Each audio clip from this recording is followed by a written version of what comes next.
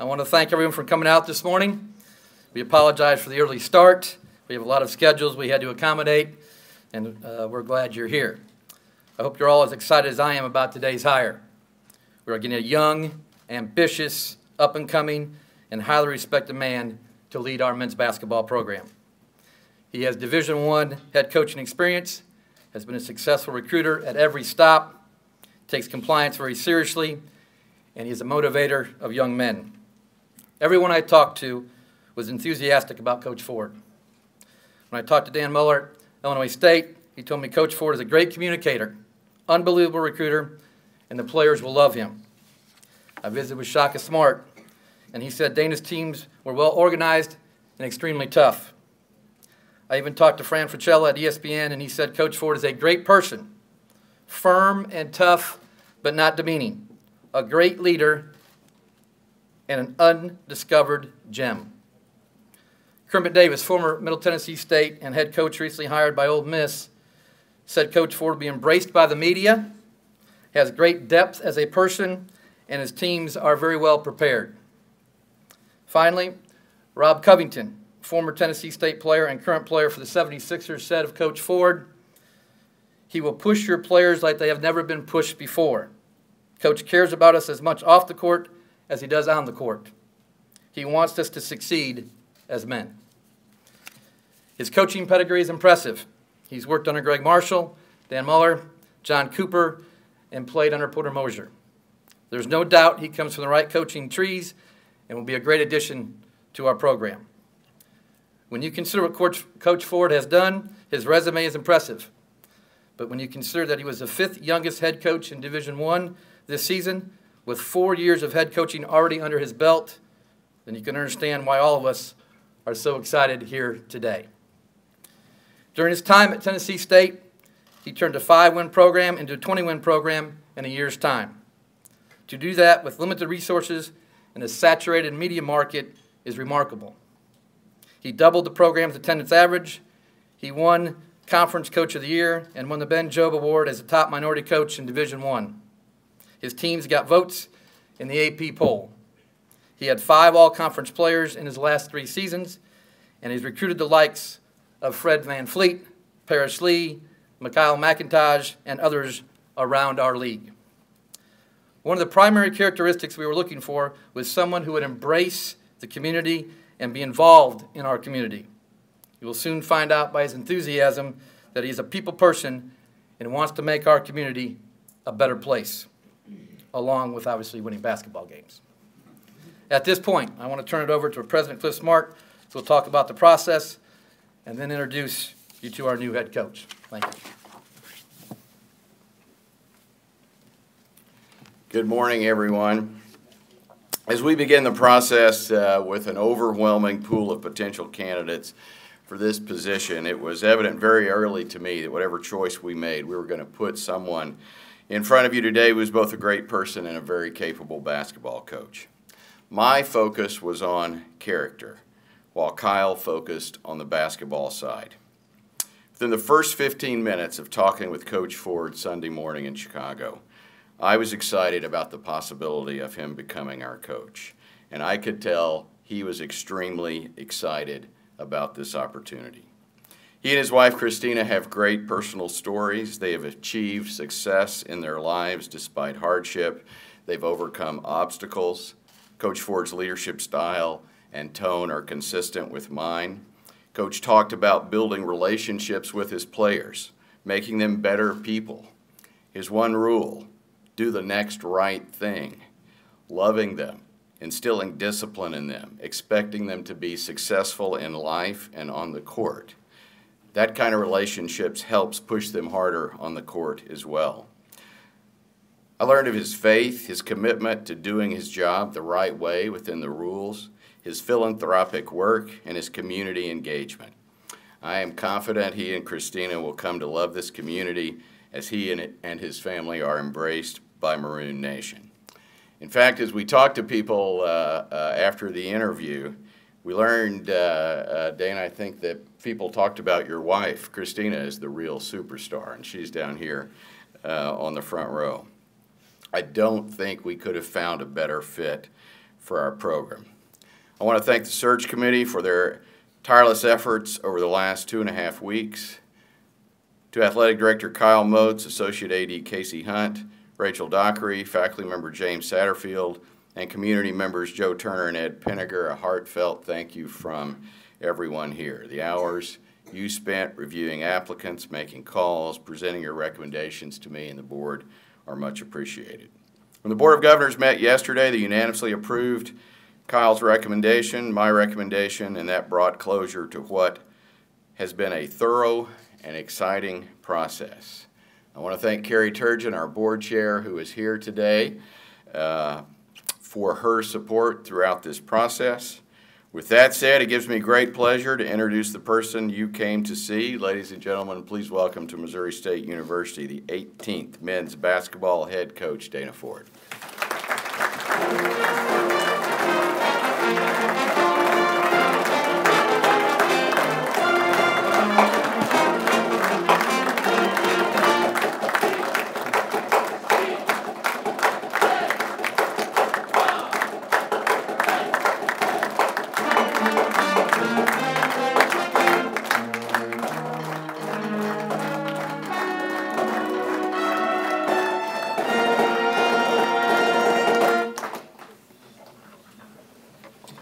Thank you.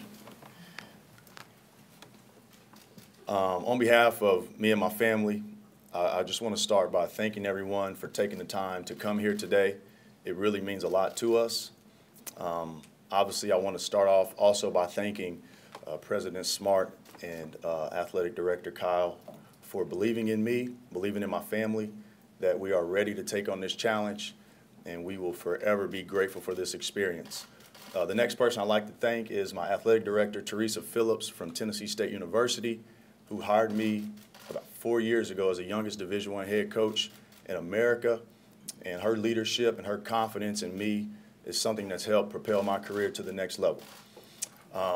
They talked a little bit about me and what describes me. I'm described by 3 areas: my faith, my family, and my program.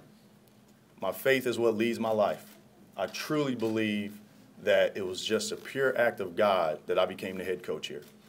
And one day I'll share the backstory, but we really don't have enough time. The second thing is my family. My family means everything to me. My wife, Christina, who's here, our oldest son, Cameron, our middle son, Carson, and our little baby, Charlie Rose.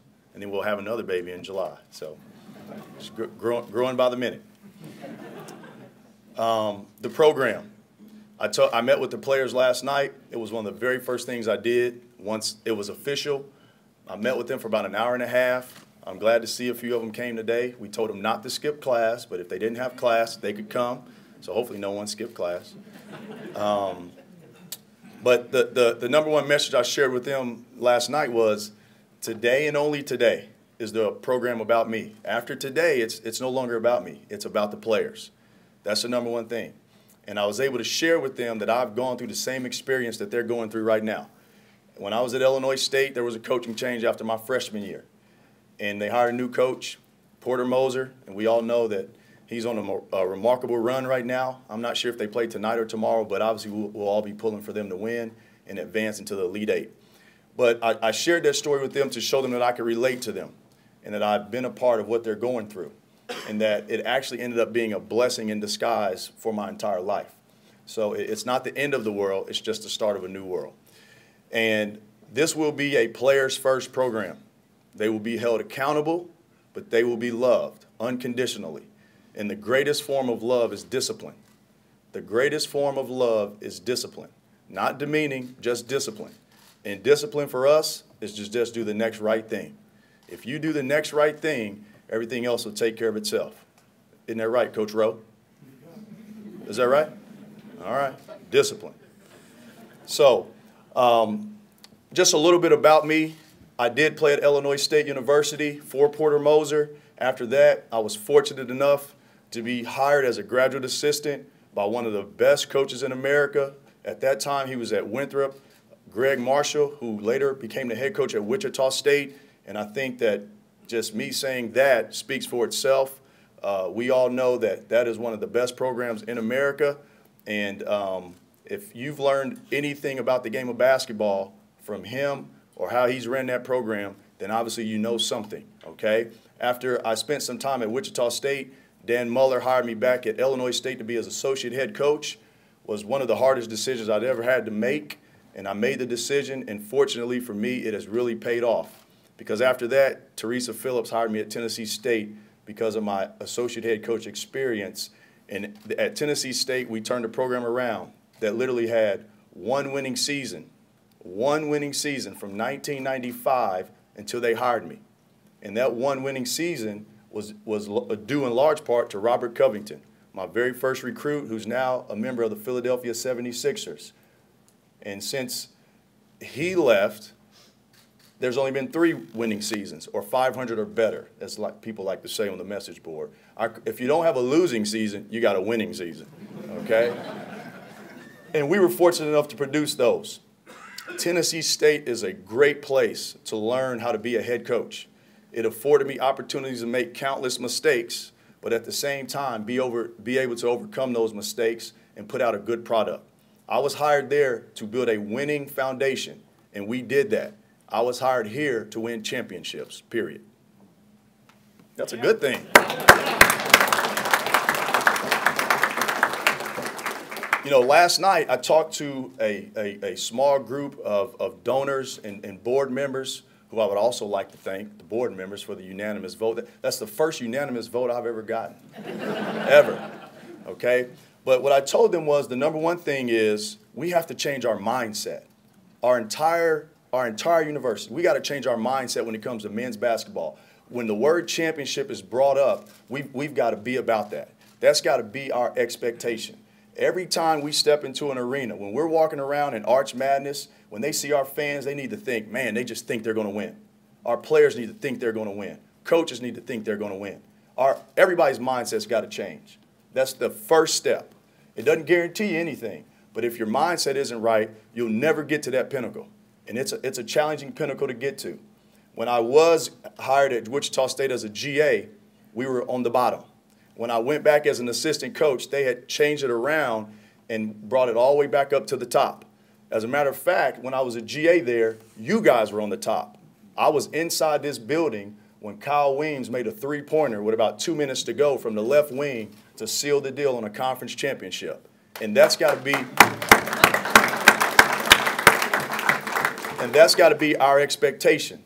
And anything less just cannot be accepted. Whether it's me, the players, the administration, and you, the fans. It just cannot be accepted. That's the very first step. After that, you've got to get some talent. We've got some talent that's here. We just have to add to that talent. Fortunately for us, we only add talent that has character. When you get fan support, facilities, and basketball history, you add that with talent and character, you get a little luck, that's when you can start winning a championship. And that's what I plan on doing. So enough about me. It's now about the players. But I believe if they want to ask questions, now's the perfect time. Before you ask a question, I tell the truth. Just to give you that heads up, I'm a truth teller, okay? Sometimes my wife, she tugs me on my suit because you can't tell the truth all the time. You have to use wisdom. In terms of your recruiting, what would you say is your philosophy and what you're looking for in a player? Absolutely. The guys asked me that question last night. Let's not kid ourselves. It starts with talent. I mean, if a kid is not talented enough to play at Division I, we probably won't recruit him. So it starts with talent. And then the next thing I look for is he a great teammate. You have to be a great teammate in order to play in our system because it is very challenging. And you have to be able to pick others up. If you're not a great teammate, you won't pick others up. And then that last thing we probably look for is some toughness. We want to be tougher than the other team. And it's not just physical toughness, but mental toughness. Yes. Anytime someone gets hired, it's a two-way street. You have to accept them, they have to accept you. What attracted you to Missouri State? Great question. When I came in here as a player back in 2002 to 2006, you guys were in the Hammond Center. We used to call them the rainbow seats, the Skittle seats. So when we would come and play you guys, Blake Ahern, Tamar Macklin, guys like that were here. The band was right there. I mean, it was just a place as a player that you kind of fell in love with a little bit. And then coming back as a coach, as a GA that one year when you guys won the championship inside of this building, I mean, just a lot of love and admiration from afar is basically what led me here. And to see the potential of what we have the best setup from top to bottom in the Missouri Valley Conference. I got one. Yes. Can you, first, two parts, let's go first part. X's and O's, defense, offense, just talk a little bit about what we expect to see on the floor out here. For sure. My X and O's will look better with Jimmy's and Joe's. But, you know, I've been well schooled in that area. Having spent some time with Greg Marshall, spent some time with John Cooper, who worked for Eddie Fogler, Dan Muller worked with Kevin Stallings. Those are some of the best X and O minds in all of basketball. So, you know, we will do what our talent level allows us to do. Offensively, we like to share the ball. I think that's the #1 key, hit the open man. And hopefully your guys are good enough playmakers to make some things happen. Defensively is where we've really dedicated ourselves at our previous stop. And a lot of the reason behind that is you have to adapt to your roster. And those are the type of players that we were able to bring in. Defensively, we have a very important rule: no easy baskets. No easy baskets. If you can give up easy baskets and contest every shot and give them one shot, then you'll typically be pretty good defensively. Second question. Yes. You said you're going to tell the truth. Yep. Sunday was when you met with President Smart. Yes. Was the first time that you had talked to Missouri State about this position, or when did you first become approached, I guess, by the Bears about this? That was the first time I spoke with them. Yes, absolutely. I've got an agent who represents me, and he doesn't tell me everything. I don't need him to tell me everything. But that was the first time that I met with them. And they asked me if I could be in Chicago, and literally I would have ran if my wife would let me. So, I mean, the search had been going on for a while prior to that. Was that any kind of a concern for you coming in as a candidate? It really wasn't, because fortunately for me, I had a great job. Now, if I was not currently running my own program, maybe been a little bit antsy. But again, I'm led by my faith. I've been calm the whole time. When the job came open, it was obviously something that attracted me, but I guess I'm one of 200 that it attracted, and rightfully so. But when I walked out of the interview, I felt like the next person or persons would have to have one heck of an interview, because it was more of a conversation, and really, I like to call it a alignment session. I mean, we're all in alignment. We all want the same thing, and we understand what it takes. Building a fan base back is a big part of this job. Other than winning and losing on the court, how will you engage with the community and fan base? Sure. Well, I think even before winning, obviously winning will take care of it. The product has to be good. If you have a good product in our conference, fans will come watch. I played in this conference, and you know, Wichita State's a great example when they were in our conference. Our first year there, we won 9 games, I think, as a GA. But the product was really good, and the fans were there because the product was good. So we'll start by giving you a product. Playing hard, playing with passion, those things won't be a problem at all. And I think you'll appreciate the effort that the guys distribute on the floor. And after that, getting out in the community. And I was a political science major at Illinois State, so I know a thing or two about getting people together to get something done. With that, you got a lot of returning experience on this team. Just talk about having at least 3 starting seniors coming back on the squad. Well, that always helps. You know, I've not been able to coach these guys yet. I mean, I've seen from afar, but I haven't had those internal conversations where you get an understanding of what makes a player better or what he doesn't like, which allows you to coach him better. But I'm very excited about the players that we have left, and I told them that last night. That's no secret. I would like for all of them to stay members of our team. I would like to coach all of them next year. And then we will go out and add accordingly to what we need in order to start the foundation of building this up. Yes. Oh, I'll go ahead. What would you say is your formula for like long-term success with yourself as well as the program? Yeah, long-term success. Everyone has their process. And I don't like to use the word process because I think it's watered down. But literally, doing the next right thing is what I think leads to long-term success. And whether that's in my personal life, my coaching career, whether it's on the court, off the court for them. If we can commit to just doing the next right thing consistently, even when times are tough, even when we don't want to do it, those will be things that lead us to success. What about your experiences at Wichita and then at Illinois State got you ready to be a head coach? Wow. Well, you get to learn, I learned from one of the best in the country at that time when I was at Wichita State. And then I got a chance to learn from a first-time head coach in Dan Muller.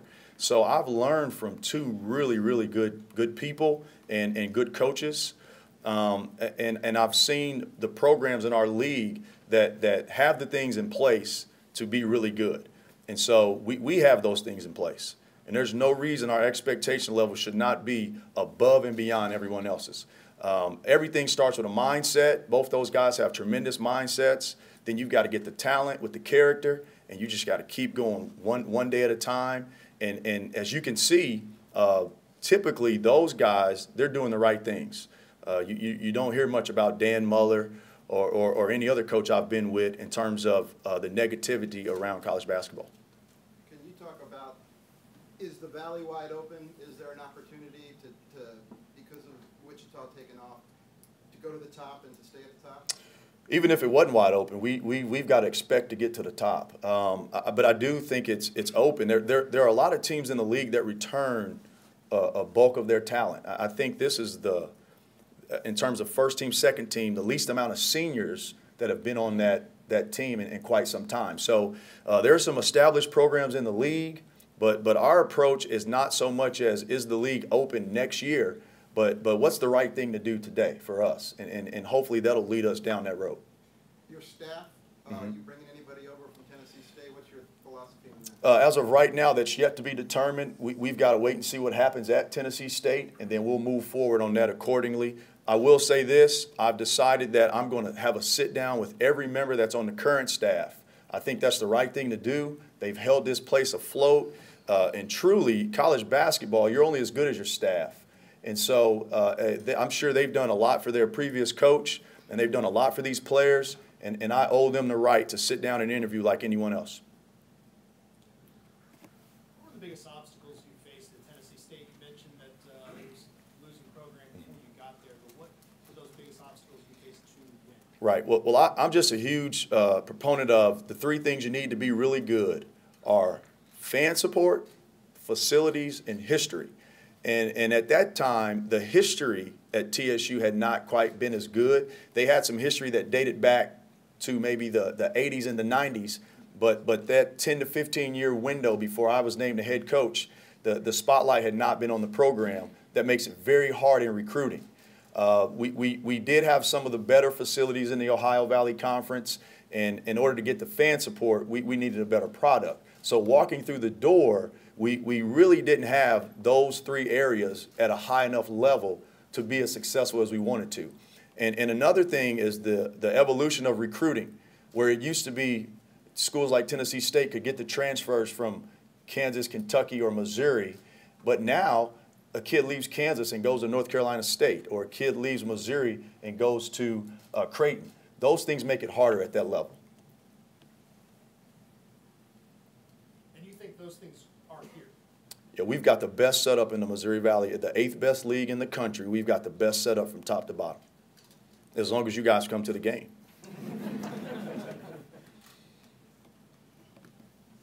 Who's got the tough questions? Go ahead. I don't know if this is a tough question, but there's a Twitter account created under your name about 2 weeks ago. Is that you? That's me. Why did you decide to make the account? So my rule in the past has been during the season, I don't do social media. I am very competitive. So if my guys go out there and somebody misses a free throw, and you may think that costs us the game, and you tweet that at me, then I'm probably going to come find you. So I try to not have that open throughout the season. But I think here with the fan support and the commitment that I'll leave that open. You had your first season at Tennessee State. A little difficult. What did you learn going into year 2? So that's a great question. To really have an understanding of, what we were able to accomplish there, you have to really know how it was when we got there. So we were hired on April the 21st, 2014. And on April 22nd, the next day, it was one player left in the locker room.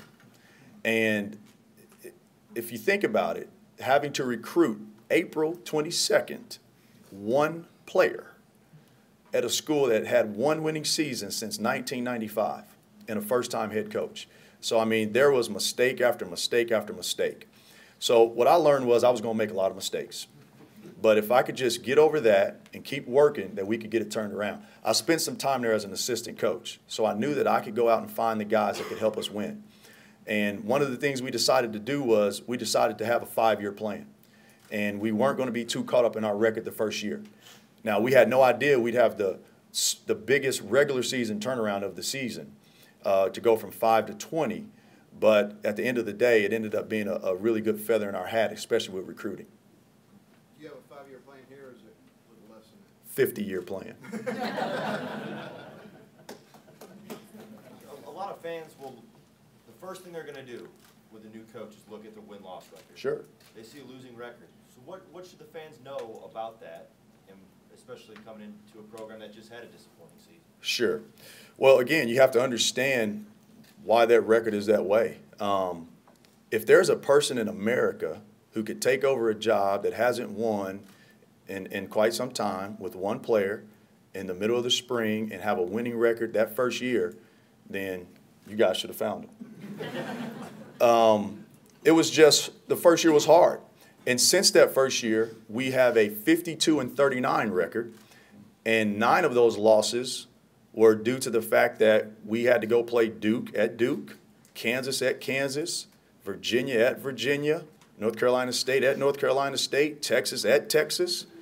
So again, if there's a guy out there who could take Tennessee State into those buildings and win all those games, God bless him.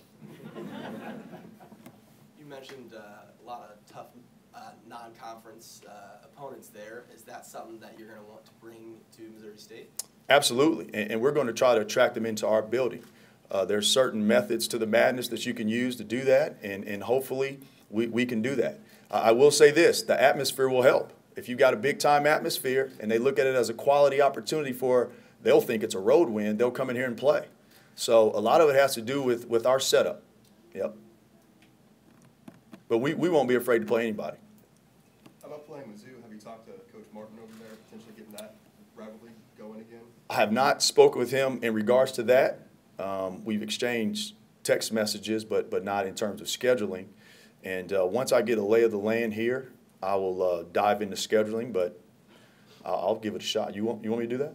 Sure. I'll give it a shot. Go ahead. I'm just a layperson. Sure. In the past, it's sort of been a 2 there, 1 here was a no-go. I couldn't really understand that. What's your thought on that as far as another program?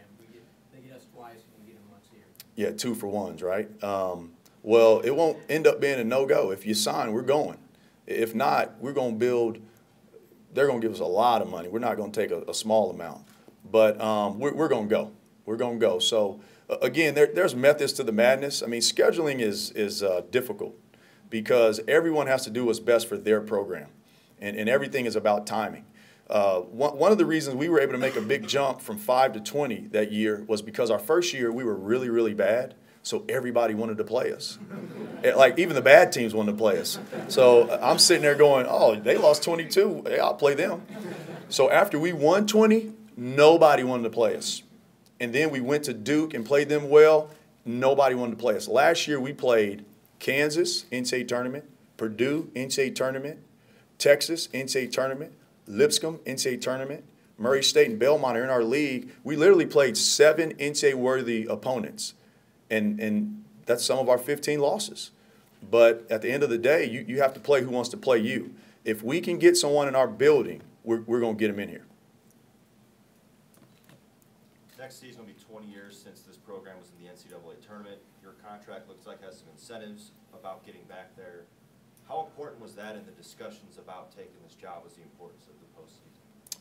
Very important. Again, that should be our expectation, is to be playing in March with an opportunity to do some things. You know, look at Loyola this year. I mean, it's just remarkable what they're able to do. And not just them, but when Wichita was in the league, and then before them, Northern Iowa was in the league. When I played here, Southern Illinois was going to the Sweet 16 all the time. Creighton was going to the second round. I mean, our league's more than capable of getting in that tournament and making some noise. Now, it's not easy. It's very difficult. And that's not our goal. Like, we don't wake up in the morning and say, we're going to an NCAA tournament. If we do the next right thing with a talented group, and it's hard to beat you in here because of the support, then yeah, we'll have a shot. We'll have just as good a shot as anybody that played in the tournament this year. You learned a lot from Mosier and Mueller. Now you get to coach against them. Just how hungry are you to try to get those guys? Well, again, it's not about me. It's more so about the players. But I'm just hungry for our university to take its rightful place in that championship game where they were this year. Again, I truly believe in my heart of hearts that we've got the best setup, top to bottom, in this league. Both those coaches have great setups too. Coach Moser's built his up, and Coach Mueller has gone in and re-energized his. So it's a great league, two great coaches, and you guys got a coach that'll give you his best. You said after today, it's not about you. What are some things you want to do in the next couple of days that you think are important to kind of cross off the list? Well, I've got to get my family back home, and then I got to hit the road recruiting, and then I've got to get back here and meet one-on-one with these guys. So those are the three things right now. That's probably the only thing I can handle right now, or three things. I do think three things in three. If you keep wondering why, I'll explain that later. But my family, some recruiting, and I've got to really get back in town to see these guys. Man, this has been a cakewalk. I thought you guys were going to be throwing it at me.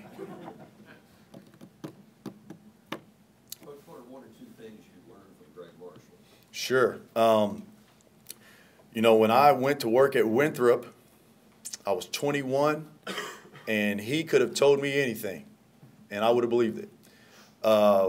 Fortunately, all the things I learned from him, I still have today, and they've helped me. I think the number one thing that he's really good at that people never talk about, and I don't want to let any cats out the bag here, he only surrounds himself with really driven people. If you surround yourself with really driven people, they'll drive you up too. His staff, his recruiting, got to be really driven, got to be unbelievably driven, and he's done that and still does that. And the second thing is defend, rebound, take care of the ball. That's all I heard as a GA. Defend, rebound, take care of the ball. Your name was, you mentioned Covington, and it's also been tied with Van Vliet. How do you get those guys, and how do you get them here? I said my faith was a big part, right? So really, the Lord has really blessed me in recruiting. And I'll tell these stories as quickly as I can. Robert Covington, I was going to get hired at Tennessee State. I was still at Chipola with fan favorite Greg Hire. So I work with your fan favorite too, so that's another feather, okay? He's a fantastic coach as well. So I was leaving his spot to go to Tennessee State. Well, there was a week in between me resigning from there and signing at my next place, Tennessee State. So I went to a best available event, and Robert Covington was playing in it. And, you know, he was long, he was skinny, but he was 6'7", he was shooting threes, blocking shots, rebounds, high five. He was just doing a little bit of everything. And so I called my future boss. I said, I think I got a guy that we need to bring in. And he said, how good is he? I said, well, he's better than me, and I played at Illinois State, so I'm sure he can probably play for us. We brought him in along with another kid on an official visit. And back then, I don't even think now, you can't really watch them when they're on an official visit. Now you can work them out. But back then, we didn't watch them. We happened to be running a couple miles on the track while they were playing. And so we looked down, and Covington was not playing very well. The junior college kid was playing better than him. So we went so hard for the junior college kid instead of Covington. Well, like a week later, his high school coach called me and goes, what's the deal? Are y'all going to send the papers or not? And at that time, we really didn't have much of a team, so we sent the papers. He signed them. His very first individual workout, my boss called me to the side and said, thank you, you brought me a pro. And so that was just the good Lord. And then Fred Van Vliet, his was even crazier. So I left Tennessee State to go to Wichita State, I think in May of maybe 2011, and I had never seen Van Vliet live. A buddy of mine, when I got the job, texted me and said, hey, there's a kid in Rockford that's good enough. And the person that sent that to me, I trusted their evaluation. So I contacted Coach Brian Ott for some tape. I watched it, and I thought he was good enough. And I took it to our associate head coach at the time, and he said, okay, I've seen him. I think he's okay. Let's take it to coach and see if he signs off on it. So we took it in there. He watched him on tape. He loved him. All I knew about Van Vliet was every game he played in, he won or had a chance to win. And so we ended up taking him before Coach Marshall ever saw him live, and it just worked out really, really well. So, again, that's just the Lord blessing me. Same way with Tyjer McCall on my Tennessee State teams the last 2 years. I got a call from Anthony Mason, for you basketball junkies, played for the New York Knicks. He played at Tennessee State. He said, Coach, you just got the job, and all I can tell you is this kid's good enough. Well, when an NBA player tells you a kid's good enough, you say, send him on. So I said, come on, and he came, never seen him, sight unseen. And even his sit-out year, I wasn't very impressed.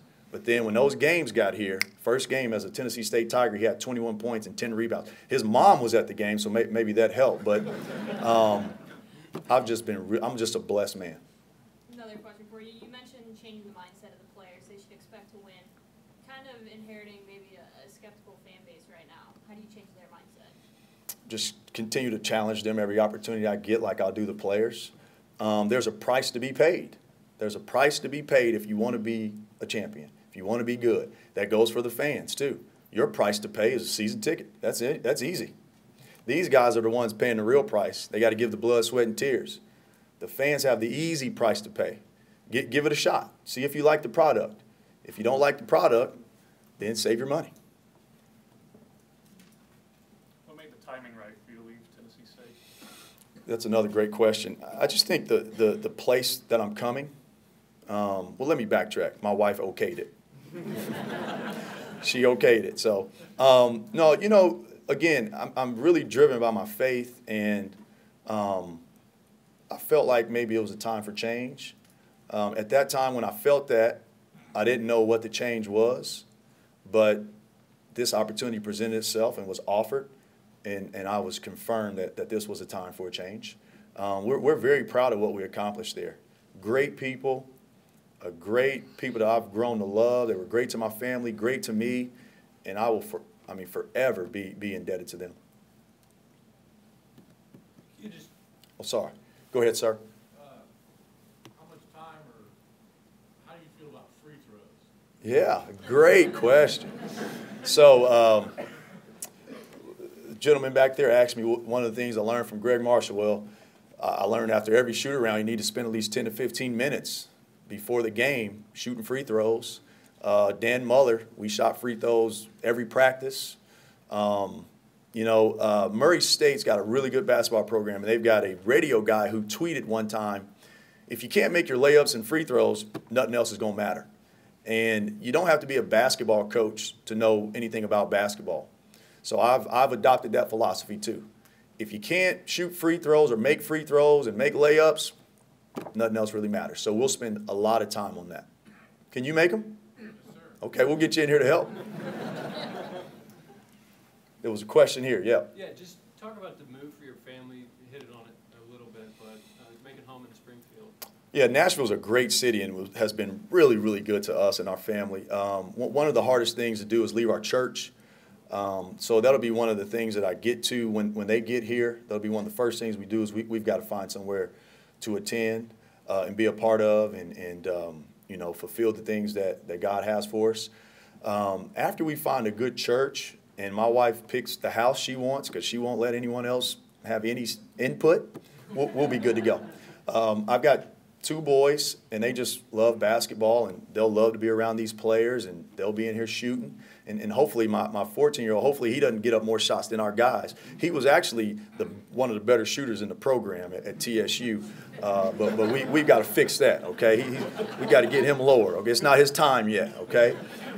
So I think and I've been here less than 24 hours, and everyone's been great. I think everything will work out fine.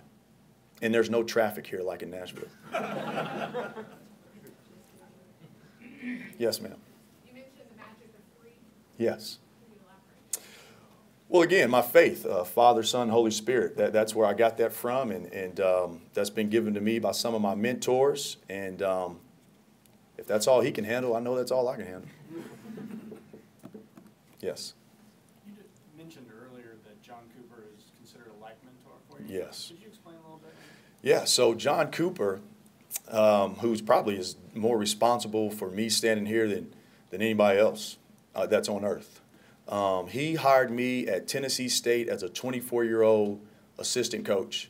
He came down to Chipola and watched us practice and relate to the players.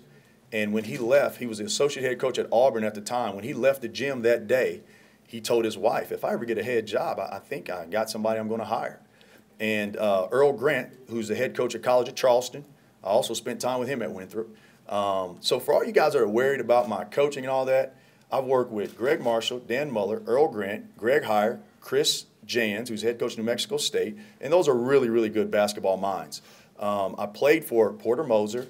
Steve Forbes coached me one time as an assistant coach. Those are all really good basketball minds. Now, I'm not saying I'm that caliber, but if I'm not good, it's not because I haven't been around good coaches. It's just because I'm being hard-headed trying to do it on my own.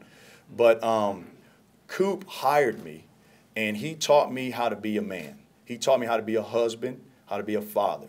At that time, I had never really, my thought process never really went down that avenue. And one day he called me in the office. He said, if you ever want to become a head coach, you got to become a husband one day and a father. Before those things happen, you're not going to be a head coach. And he thought that I would be a head coach when he saw me at 24. So that's what I mean by that, life mentor. And I'm actually closer to him now. He's an assistant coach at Oklahoma State. So how far are we from Stillwater? 3 hours? 3.5? I'll make it in 3 to see him. Bring him in. We'll see. What was it about Cliff and Kyle that made you want to come work with them? Well, I mean, they were selling a great place. That's the number one thing. But when I had the opportunity to go and meet with them, it wasn't an interview. It was an alignment. I mean, we were in alignment of what we felt like could be a great situation across the board. And obviously, they're extremely nice. They're very honest. And for them to have the confidence in me to look past certain things, to feel like I'm their guy, that right there goes a long way with me. And I already just respect them so much and just very grateful to be with them. They're on the same page, and now it's time for me to get on their page. Who's the biggest fan in the room? Hey, not to be out of line, but is the sign man here by chance? Yeah. See, that's one of those things when I played here. So my freshman year, I didn't get in a lot. So I'd sit on the sideline and I would joke around with a couple guys on the sideline, and we would try to guess what's the next sign he would put up. You know?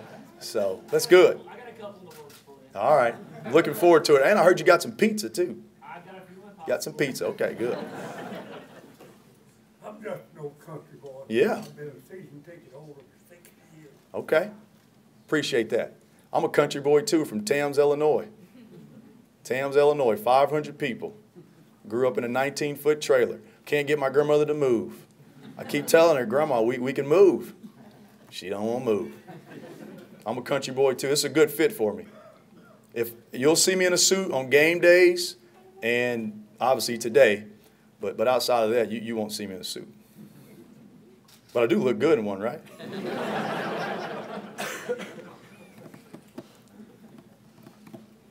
Any questions from, go ahead. I know you probably already mentioned them, but who are your top mentors? So I have life mentors and I have coaching mentors. Maybe life. Yeah, life mentors. John Cooper's one. Another one is a guy by the name of Dale Clayton. Coach Clayton has been a true godsend for me. I met him when I got the job at Tennessee State, and he's helped develop my faith further than I ever imagined it to be. He's with Nation of Coaches, and they do a great job of planting character coaches on staffs around the country, and we have one at Tennessee State. And basically, our character coach is someone who comes in and teaches our guys what it means to have true character. And so Coach Clayton is definitely a life mentor of mine. And I will always look up to my grandmother. You know, she paid a price for me and my parents, and I owe her tremendously. Oh, thank you. I owe her tremendously. So, along with the rest of my family as well, mom, dad, aunts, uncles. My dad doesn't get on the internet. So I thought I was going to be able to become the coach here and him not find out for like weeks. We've had some decent wins at TSU, and one time we got a contract extension at TSU, and it happened in the middle of August. Well, I get a call from him like at the beginning of, what was it, October, November or something. He's like, hey, man, congrats on your extension. I'm like, what? That happened back in August. He goes, yeah, my neighbor just brought it over to me, man. So, but my family's a huge mentor in my life as well. You got one? Yeah. Yeah. Is this a stop or a destination? Well, that's another question the players asked last night. Well, I haven't won a game yet, so I better stop right here. We have everything in place to be good in the 8th best conference in the country. And my mind is right here. My mind is right here. I'm in the moment. I'm just trying to do the next right thing, and the next right thing after this is get these guys home and get to work for Missouri State. You thirsty? Anybody else need one? Are we good? Any students? Students got a question? Band members, cheerleaders, mascot? Got one? Well, good. This is going to be fun. Oh, go ahead, bud. Yeah. So, student section's kind of been lacking these last few years. Yeah. With our experience. Like, what kind of a culture are you wanting to instill here as far as getting the students more involved? Does it mean something to you? The student section be good? Absolutely. Well, let's meet after this. We'll get it done. We'll put a plan together and see if it works. Okay? Yeah, let's do it. See, you guys, you probably have a better answer to that question than me, right? Because you're a student, you know what you guys want to hear. Let's try to get it done. For me, the thing that I'll tell you is I'm accessible to do whatever you guys like. And I feel like if our players are meeting and greeting on campus, that can only help. At the end of the day, everyone has to like the product. Everyone has to like the product. For students, the product is simple. You have to win. Now, for the rest of our fans, a little bit more mature and have an understanding that things may take time and there's a process, you should just look and see if the basketball is a good grade of basketball. But if you want students to come, it's got to be an experience. Mom and dad's not paying for us to lose. So you got to win for the students to come. Sir? What do you like to do outside of basketball? Great question. So the number one thing I like to do is I like to watch college football. That's what I like to do in my downtime, as long as my little ones let me. And then the second thing I like to do is I like to watch a lot of politics. I watch all the channels, and it's amazing to me how the same thing can be said in about 1 million different ways. And I only get to do that when my wife isn't home. She says it gives her anxiety listening to all that. So, yep. I got a follow-up. Sure. Since you talked about politics, Mm-hmm. can you spell? Can I spell? Yeah, I can. Oh, I got you. Yeah, you're right. I know where you're at. It's good. I love these questions. Oh, yes, ma'am. Go ahead. Was your bracket broken the first night? Wow. Yes. Carson, come here. Come here for a second. This little guy is my 5-year-old son, Carson. He had the best bracket in the house after the first night.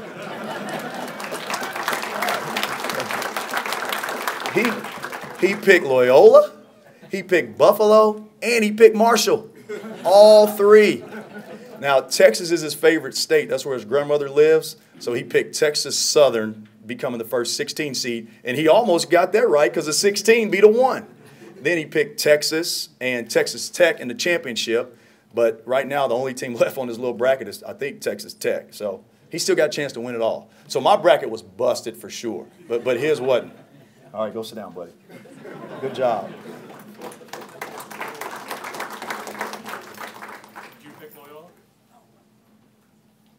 Who'd they play in the first round?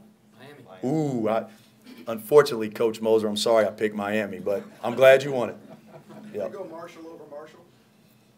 No, I've been in that locker room. I'm not picking anyone in the NCAA tournament outside of them. I mean, they've been to the Final Four. No, I picked Wichita in that game.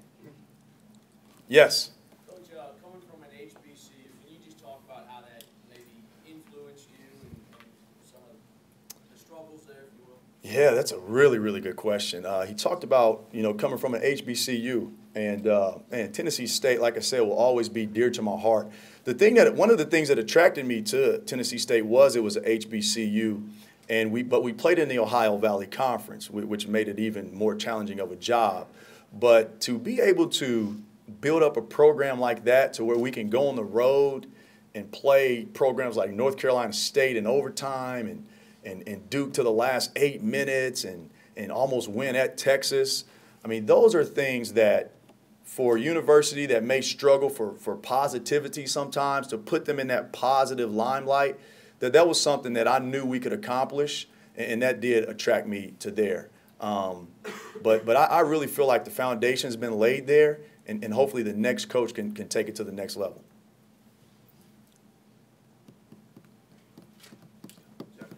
Good. Thank you, guys.